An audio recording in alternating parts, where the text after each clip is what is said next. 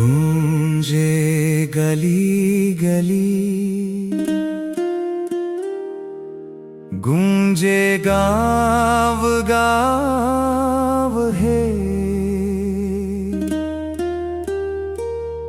बाबा के संदेश ले जग होवत उजियार है।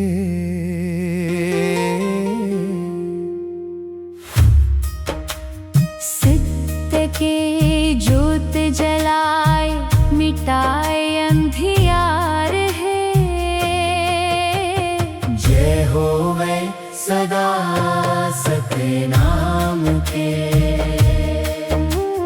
जय होवे सदा सतनाम की।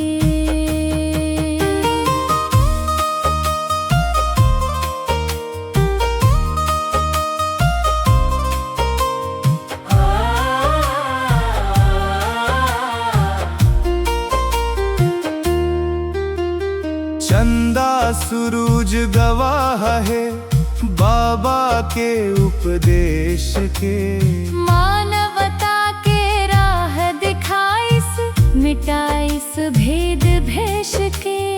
एक धरती एक गगन एक हवाए परिवार रे, सत्य हिंसा के डहर चल यही हवै श्रृंगार रे। हाथ उठावब नाम गवावब, गूंजे जयकार सतनाम के।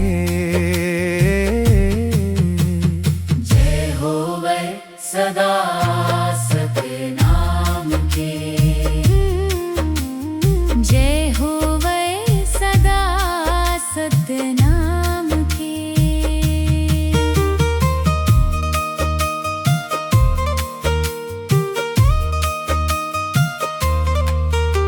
गिरौदपुरी धाम ले निकले अमृत बानी धार रे, जन जन के मनवा बस गे बन के उज्जर बिहान है। तो नहीं जादू छुआछूत के बाबा तोरिन जाल रे।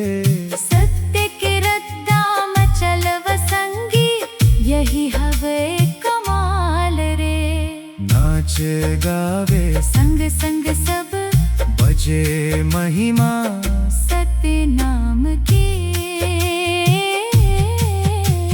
जय होवे सदा सतनाम के,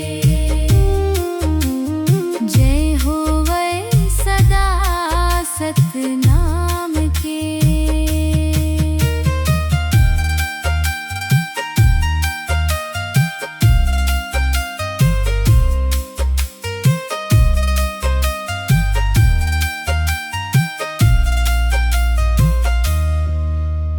सफरा माता के